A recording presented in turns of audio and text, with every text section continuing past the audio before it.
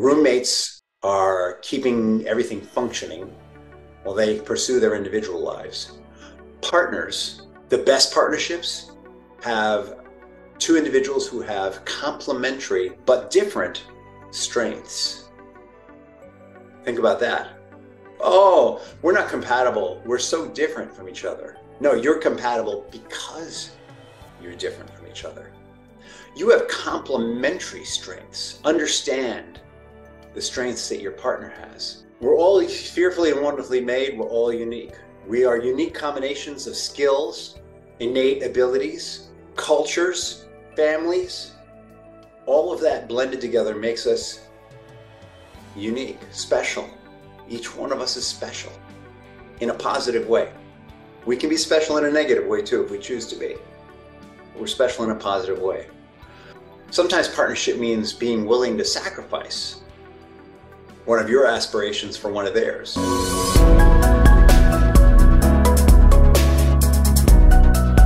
Welcome to another episode of Rich in Relationship, and we are continuing our series on how to create your soulmate, right? And you're creating our soulmate right here in the relationship we're already in. This is not a dating, well, it could be. I was going to say this is not an advice for dating, but it could be. It's an advice for dating your own partner. It's an advice for tanking that relationship that didn't work and bursting through whatever emotional feelings the relationship had, taking it to a place where you have maximum compatibility, happiness, and joy.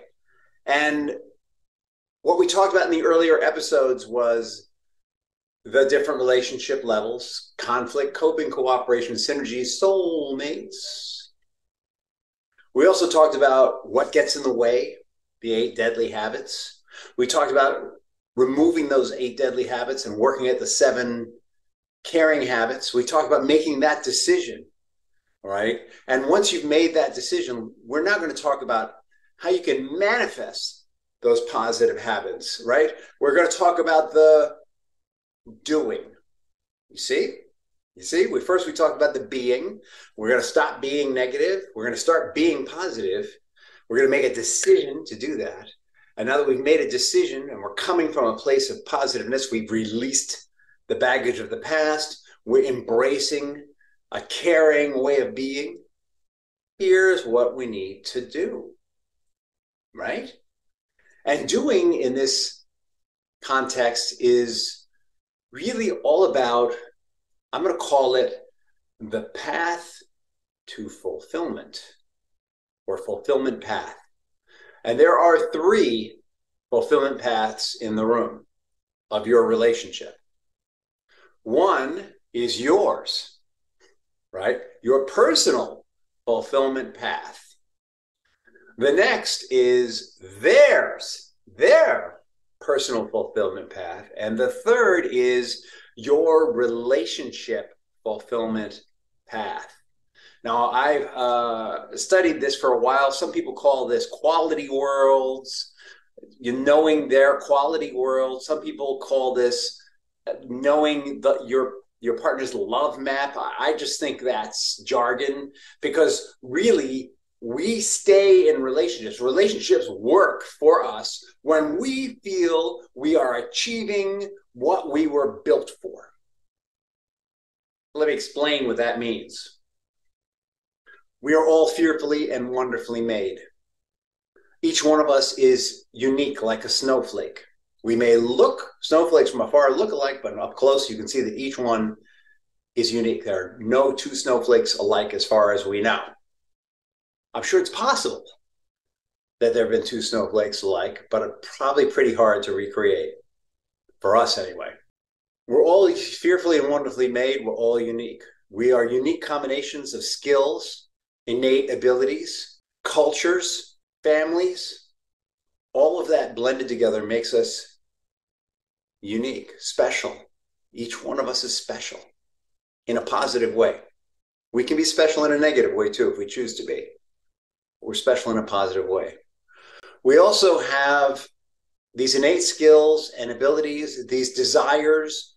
We're built to be social. We're built to connect. And in connecting and improving and growing ourselves, we have a built-in desire to improve the greater good around us, our families, the place that we work, our communities. It's built in, this desire to help and improve. And because each one of us is a unique combination of skills, innate abilities, cultures, family influences, et cetera, et cetera, et cetera, and because we have this desire to develop and grow and influence and change, not only ourselves, but the people around us in a positive way, we each have a unique path to fulfillment. That's what that is. The fulfillment path, unique and individual to each and every one of us. Now, the relationship also has a unique fulfillment path.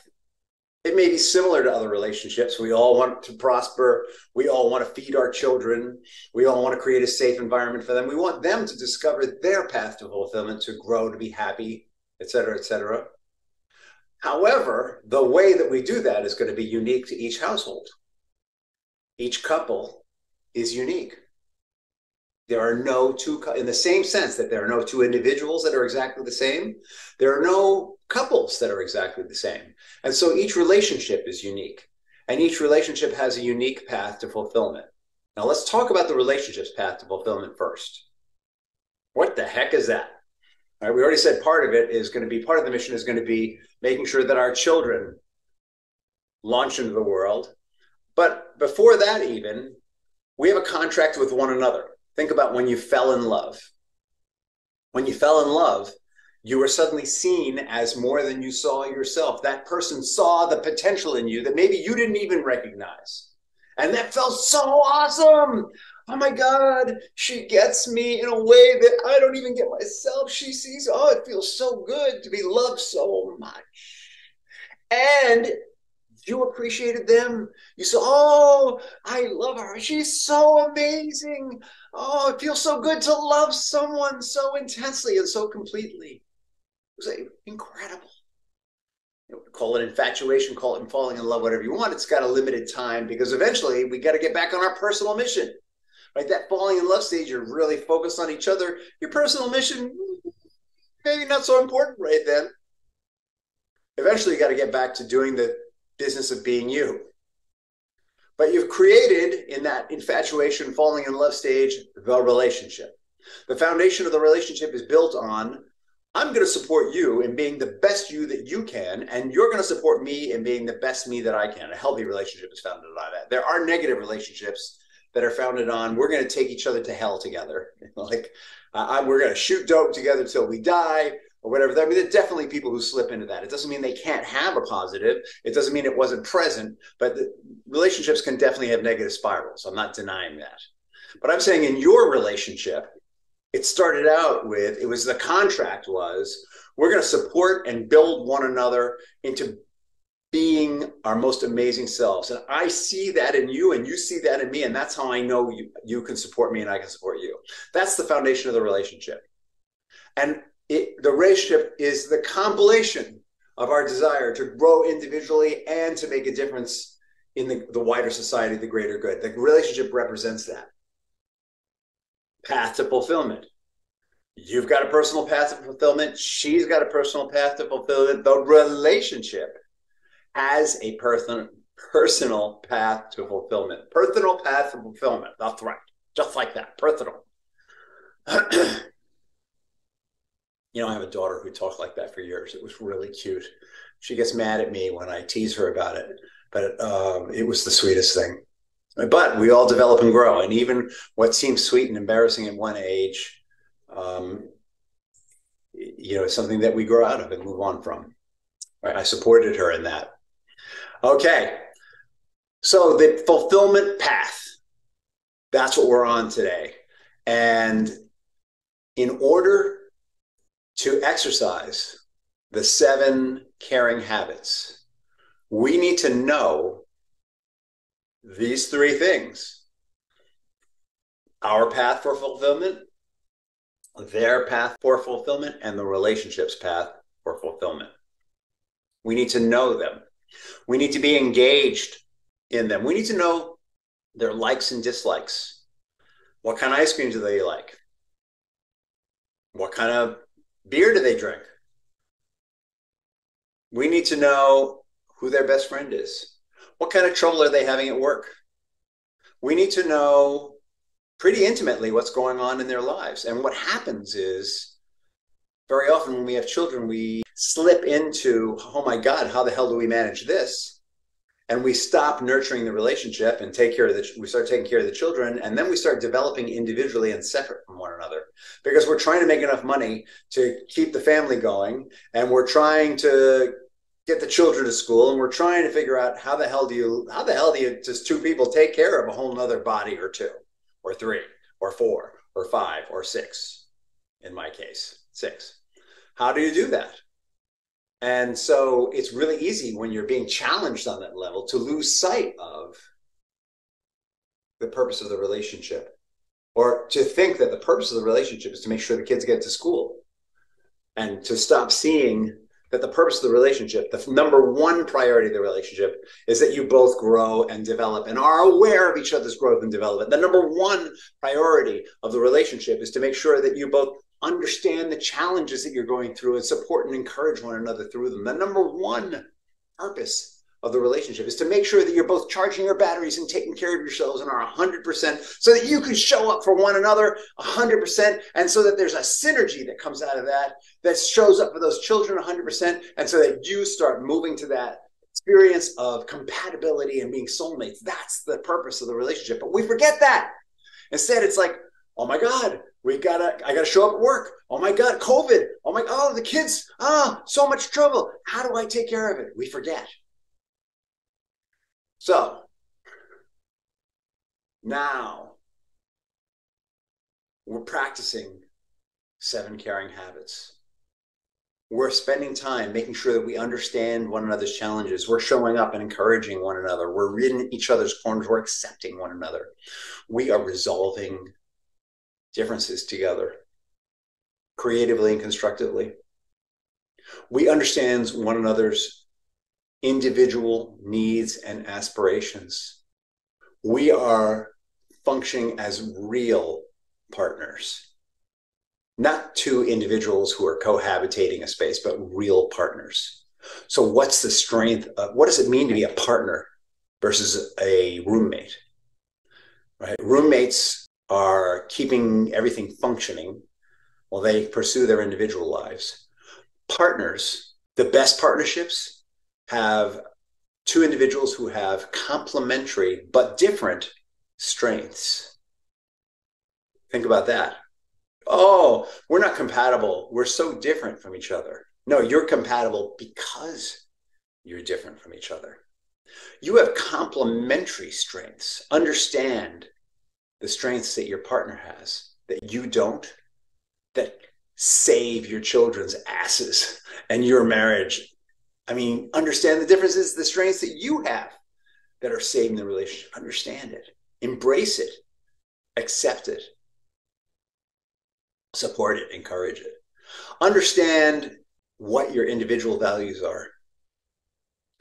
Sometimes partnership means being willing to sacrifice one of your aspirations for one of theirs. Sacrificing might mean putting yours on the back burner for a little while so they can get theirs. It might mean giving it up completely if you really love and care for the person. It might mean that.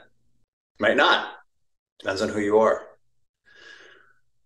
Understanding one another's path to fulfillment or fulfillment path means understanding both of you individually and the relationship on 12 different levels. We've talked about this. There's a Rich in Relationship Master Plan program that supports you in working through 12 different areas of your life. 6 of them are internal, 6 of them are external. The 6 internal, let's see if I can remember this off the top of my head. Physical well-being, emotional well-being, spiritual well-being, intimate relationship, that's your partner, family, and community.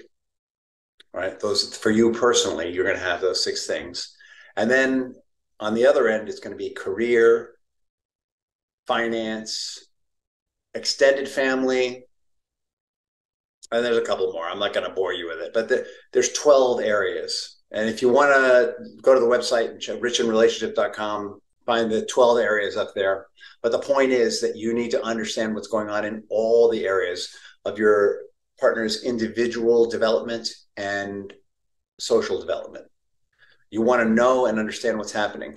And interestingly, when couples have that kind of understanding of one another and are supporting each other that much in those areas of their lives, when they're making sure that individually they're developing and growing, and when they're making sure that socially they're developing and growing, it's a lot less likely that there's going to be infidelity. Imagine that. You would think that's because they know everything about what's going on in each other's lives, but that's not it. Studies show that infidelity arises when a person feels stuck in a rut. That means they're not developing and growing. And when partners are supporting each other in developing and growing, supporting them on their fulfillment path, you don't need any infidelity because you are not stuck in a rut. So the next step to practicing your 7 caring habits is to really understand your path for fulfillment, their path for fulfillment, and your relationship's path for fulfillment, and check in and see how that's going. Lifestyle, that was one of the ones that's missing. It's not just, you don't just have career and finances, you also have lifestyle, which those 3 things, they fly together. Lifestyle is important. Are we keeping up with the Joneses?